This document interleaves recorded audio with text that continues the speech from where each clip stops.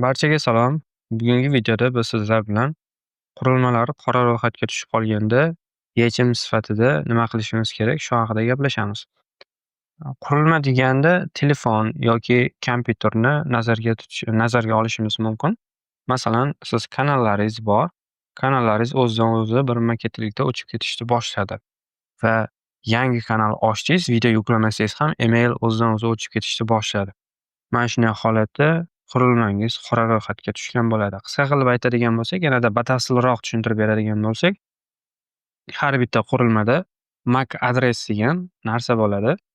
O'sha MAC adres qora ro'yxatga tushishi bo'ldi. Bu telefonni bo'ladimi yoki kompyuter bo'ladimi? Qayta sistema qilishingizdan yoki telefonga sbros berishdan umuman foydasi bo'lmaydi.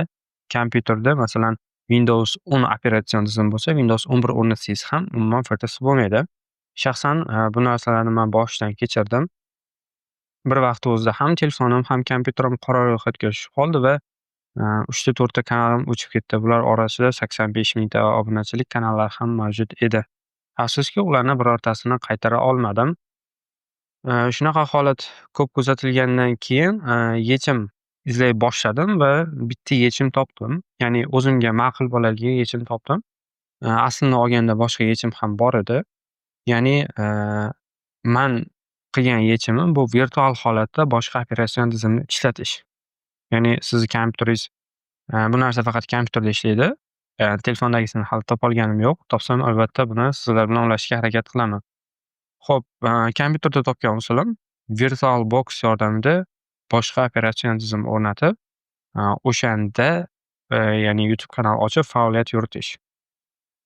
Virtual holatda operatsion tizim o'rnatganingizdan keyin u boshqa MAC adresga aylanadi va u yangi ochilgan hisob sizga umuman muammo tug'dirmaydi. Agar o'zingiz qanaqadir YouTube'da qonun qoidasini buzib qo'ymagan bo'lsangiz. Ya'ni, ko'pchilik endi telefon ishlatadi. Telefon sotib olish muammo bo'lmasligi mumkin. Masalan, telefoningizda MAC adresi blokka tushib qoldi, qora ro'yxatga tushib qoldi. Telefonni almashtirishingiz mumkin osonlik bilan, chunki 1 millionga ham telefon olib foydalanib yursa bo'ladi. Lekin ko'pchilikda kompyuteri qora ro'yxatga tushib qoladigan bo'lsa, kompyuterda shunchaki almashtirish imkoni yo'q. Mana shunday holatda bizlarda virtual holatda boshqa operatsion tizim ishlatishimiz samarali bo'ladi. Buni shaxsan o'zim ishlatib ko'rdim. Foyda berdi, kanallar o'chib ketmadi. Hozir ham kompyuterda ba'zi bir kanallarni shu orqali yuritib kelaman. Xo'p, tayyor bo'lsangiz, hozir birma-ketin jarayonni sizlarga tushuntirib beraman. VirtualBox, ya'ni qisqacha qilib aytadigan bo'lsak, virtual olam, ya'ni virtual quticha desak ham bo'ladi. Demak, VirtualBox'ni birinchi navbatda siz kompyuteringizga yuklab olishingiz kerak bo'ladi. O'zining rasmiy sayti shu. virtualbox.org degan sayt bor. Shu saytga kirib yuklab olasiz. O'zingizning kompyuteringizga kerak bo'ladiganini shu yerdan yuklashni bossangiz avtomatik yuklanadi. Mana bu narsa oldindan o'rnatilgan va sizga kerak bo'ladigan navbatdagi narsa bu biror bir operatsion tizimni ISO formatdagi fayli kerak bo'ladi. Masalan, ko'pchiligingiz endi Windowsda ishlab o'rgangansizlar. Shuning uchun Windows 10 yoki 11 da yuklab olishni maslahat beraman. Yo'q, men Linuxda ham ishlay olaman deydigan bo'lsangiz, unda farq yo'q. Linuxda Windowsga o'xshab ketadigan eng sodda distributivlardan biri bu Linux Mint bor. Shu Linux Mintni bemalol yuklab olib ishlatsalaringiz bo'ladi. Ya'ni ISO formatdagisini yuklab olishlaringiz kerak bo'ladi. Shu narsani unutmang. Windows 10 ni ISO formatdagi fayl hajmi taxminan 4,5 gigabayt atrofida bo'ladi. Buni internetdan yuklab olasiz, o'zining rasmiy saytidan. Bu hech qanday noqonuniy nima emas. Xo'p, VirtualBox o'rnatganimizdan so'ng, xo'p, hozir ahamiyat bermaysizlar, рабочий stolim ozgina tartibsiz holatda turibdi. Hozir buni tartiblab qo'yamiz. Xo'p, bizlarda VirtualBox o'rnatganingizdan keyin xuddi mana shunaqa ketma-ketlikda kelib chiqadi. Demak, mana shu ya'ni Oracle kompaniyasi tomonidan ishlab chiqarilgan. Endi buni ichiga tashrif buyuradigan bo'lsangiz, bizlarda quyidagicha nima hosil bo'ladi. Xo'p, VirtualBox yordamida mana hozir siz mani kompyuterimdagi narsani ko'rib turibsiz. Bu degani kompyuterda operatsion tizim mavjud. Bu bitta operatsion tizim hozir aktiv holatda turibdi. Endi bu yerda ko'rayotgan bo'lsangiz, menda yana qo'shimcha bitta operatsion tizimdan tashqari yana qo'shimcha 3 ta operatsion tizim bor bu yerda ko'rib turayotgan bo'lsangiz. Masalan, hozir men buni bittasini kirib ko'rsataman. Siz shu paytgacha bunaqa operatsion tizim ko'rmagan bo'lishingiz mumkin. buni belgiladimda, bu yerdan "Запустить"ga bosadigan bo'lsam, manda, avtomatik o'sha operatsion tizim ishga tushadi. Hozir buni, qanday o'rnatish ketma-ketligini ham ko'rsatib ketaman. Hozir bu ishlasin. Demak, bizlarda ishlash jarayoni boshlandi. Biz virtual holatda hozir boshqa operatsion tizimni ishlatyapmiz. Ya'ni bir vaqtda o'zida kompyuteringizni kuchiga qarab, bir nechta operatsion tizimlarda ishlashingiz mumkin. Agar sizni, elektron pochtangiz bitta qurilmaga ulangan bo'lsa, o'sha elektron pochtaga tegishli bo'lgan, kanallaringizni ko'pchiligi xavf ostida qolishi mumkin, agar o'sha MAC adres qora ro'yxatga tushadigan bo'lsa. Demak, bu Linux operatsion tizimi. Demak, Windowsdan sal farq qiladi interfeys jihatdan. Hozir yonadi, ko'rasiz. Ozgina o'xshab ketadi, lekin sal boshqacharoq ko'rinishda. Demak, ko'rayotgan bo'lsangiz, mana bu bizlarda Linux Mint operatsion tizimi. Ya'ni Linuxni mintigan operatsion tizimi. Misol uchun, fayllar nimasiga kirsak, ya'ni Windowsda boshqacha, mana Linuxda mana bunaqa ko'rinishda chiqib keladi. Xo'p, endi, men hozir qanday ketma-ketlikda o'rnatilishini man tushuntirib beraman. Demak, hozir buni zakrit qilib, ya'ni bu mashinani o'chiramiz. Выключить mashinaga bossak o'chadi. Xo'p, VirtualBox'ga kirganingizda birinchi navbatda chiqadi, faqat sizda mana bu yerda 3 ta bo'lmaydi. Demak, birinchi navbatda nima qilasiz? Sozdатga bosasiz. Sozdатga bosganingizdan keyin bu yerda siz, qaysi operatsion tizimni o'rnatyapsiz? Misol uchun, bu yerda o'zi taxminiy hozir Windows 11 deb belgilab qo'ygan. Siz shunchaki nom yozsangiz bo'ladi. Masalan, Win10 deb yozsangiz bo'ladi. Win10 deb yozsangiz bo'ladi. Win10 deb yozamiz. Keyin papka deb turibdi bu yerda. Agar siz kompyuteringizni, diskini e'tiborga olasiz, hozir men bu yerda ko'rsatadigan bo'lsam, e'tibor berayotgan bo'lsangiz, C diskim уже qizarib yotibdi, ya'ni joy kam qolgan. Demak, men C diskda emas, D diskdan joy ajratishim kerak bo'ladi. Demak, hozir C'da ochsam, menda, o'rnatilish jarayonida har xil muammolar yuzaga kelishi mumkin. Shuni hisobga, D diskdan foydalanaman. Endi nima qilamiz bu yerda? Bu yerda papkada o'zi nimasi bor? Другойni tanlab, bu yerdan, biz D diskni tanlab, masalan, bu yerdan alohida papka ochishimiz mumkin. Keling, men bu yerda papka ochamanda, sozdатga bosib, masalan, test degan papka ochaman. Xo'p, testni tanladim, bir papkaga bosaman. Hozir o'rnatilayotgan narsalar aynan mana shu test degan papkani ichida o'rnatiladi. Shu narsaga ahamiyat berasiz. Endi obraz ISO deyapti, ya'ni men boya tushuntirib o'tdim. Ya'ni siz internetdan, Linuxda yoki Windowsda ISO formatdagi faylni yuklab olasiz. Biz esa o'sha fayl qayerda joylashganligini bu yerda qisqacha ko'rsatib o'tishimiz kerak bo'ladi. Xo'p, demak, bu yerda bor, o'zi avtomatik nimani ko'radi. Agar ko'rmasa sizda Другойga bosasizda, Другойga bosganingizdan keyin mana bunda загрузки deb bu yerda turibdi, hozir ko'rayotgan bo'lsangiz. Mana shu yerdan bosib tanlanadi. Hop, men bu yerdan hozir buni tanlayman. Windows 10 ni tanlab открытьga bosaman. Demak, tanlandi. Bo'ldi, bu yerdan boshqa hech narsani nima qilmaysiz.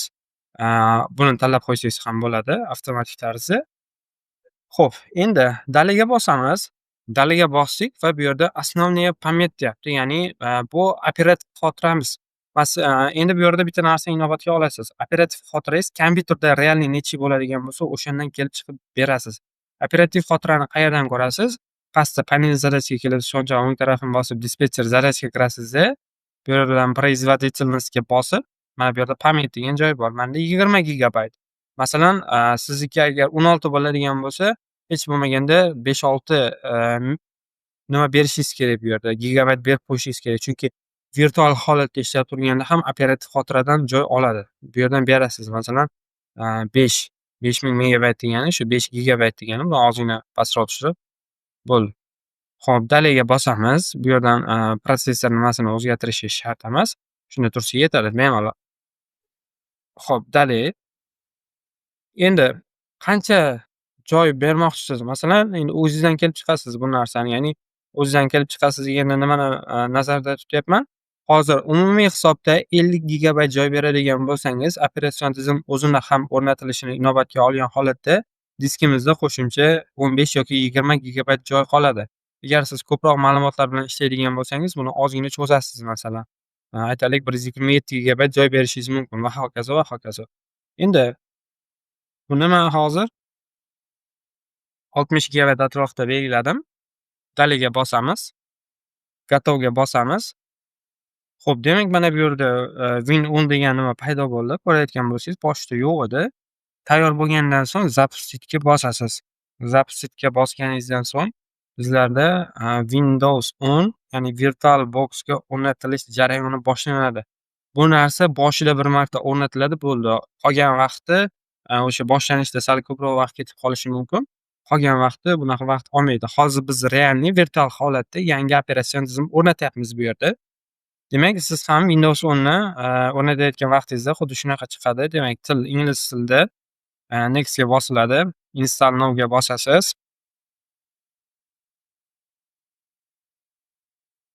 Xo'p, Install Now'ga bosasiz. Kutamiz endi. Bu yerda realniy, Windows operatsion tizimi o'rnatilmoqda. Xo'p, sizda aktivlashtirish kodi mavjud bo'lmasa, o'rtadagi I don't have a product ga bosasiz. Xo'p, Windows 10 da turlari bor. Eng ko'pincha Windows 10 Pro yaxshi. Shuni tanlashni maslahat beraman. Next'ga bosasiz. Xo'p, o'zini litsenziya shartlari bor. Tanish pishiqdan bunda belgilaysiz-da, Next'ga bosasiz. Xo'p, pastdan esa Install Windows Only Advanced'ni tanlaysiz bu yerda, ya'ni yaxshiroq o'rnatiladi. Xo'p, disk Next'ga bossangiz bo'ladi bemalol. Xo'p, demak o'rnatilish jarayoni boshlandi bizda. Mana shu narsa yuz bo'lgandan keyin bizlarda operatsion tizim o'rnatiladi. Endi bu jarayon biroz vaqt olib qo'yishi mumkin. Xuddi shunaqa ketma-ketlikda o'rnatasiz. Hozir men buni oxirigacha olib borishim shart emas. Buni to'xtataman va sizga, misol uchun o'rnatilib bo'lgandan keyin qanday chiqishini hozir ko'rsatib o'taman bu yerda. Xo'p, masalan, sizga bu kerak bo'lmaydigan bo'lsa, sichqonchani o'ng tarafini bosasizda, udaletga bosib, uni, bemalol o'chirib tashlashingiz mumkin. Masalan, mana shu darslik yozilishidan biroz oldin, demak 10 daqiqa oldin Windows 10 ni oldindan o'rnatib qo'ygandim. Mana shunga "Запустить"ni bosib kiradigan bo'lsak, hozir, kompyuterni yangi olganingizda qanday ko'rinadi, xuddi shunaqa, bo'lib ochiladi bizda hozir. Ozgina vaqt ketadi. Demak bundan faqatgina o'sha video yuklash uchun foydalansangiz bo'ladi. Ya'ni virtual holatda ham Telegram o'rnatib qo'yasiz. Videolaringizni Telegramga bitta kanalga yoki gruppaga tashlab borasiz va virtual holatdagi Telegramdan bu operatsion tizimga saqlanib qilib, videolaringizni birinma-ketinlikda yuklashingiz mumkin. Xo'p, demak mana Windowsda logotipi chiqdi. Hozir bizada, demak bu yerda yangilanyapti. Ya'ni, yonyapti. Kompyuter qanday yonadi, xuddi shunaqa yonyapti bu yerda. Kutamiz endi ozgina.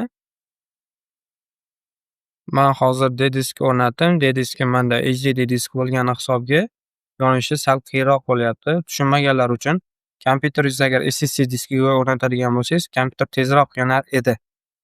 Xo'p, demak kompyuter yondi. Ko'rayotgan bo'lsangiz, birinchi navbatda operatsion tizim kompyuteringizga o'rnatib qo'ygan bo'lsangiz, xuddi mana shunaqa ko'rinishda chiqib keladi sizda. Bemalol, bu yerda masalan Microsoft Edge brauzerda ishlab yurgan bo'lsangiz, shu brauzerni o'zidan foydalangan holatda Telegram dasturini yuklab olishingiz mumkin. Yoki boshqa brauzerlardan foydalansangiz, masalan Google Chrome'dan foydalanib yurgan bo'lsangiz, bu orqali Google Chrome'ni birinchi navbatda yuklab olasiz, o'rnatasiz. Keyin Google Chrome yordamida yangi ochilgan akkauntingizni ular bemalol ishlatish imkoniyatiga ega bo'lasiz. Endi masalan kerakli ishni qilib bo'ldingiz, bu oynani yopmoqchi bo'lsangiz qanday yopasiz? Faylga kelib bosasizda, "Закрытьga" bosib, bu yerdan "Выключить" agar sizda saqlanishda turgan bo'lsa, "Выключить mashinani" tanlab, "OK" ga bossangiz bo'ldi, o'chadi.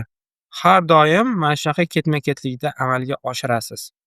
O'ylaymanki, bu video sizlarga tushunarli bo'ldi. Agar, VirtualBox yordamida, qilib, natija qila olsalaringiz, izohlar qismiga yozib ketsalaringiz bo'ladi. Keyingi videolarda ko'rishguncha.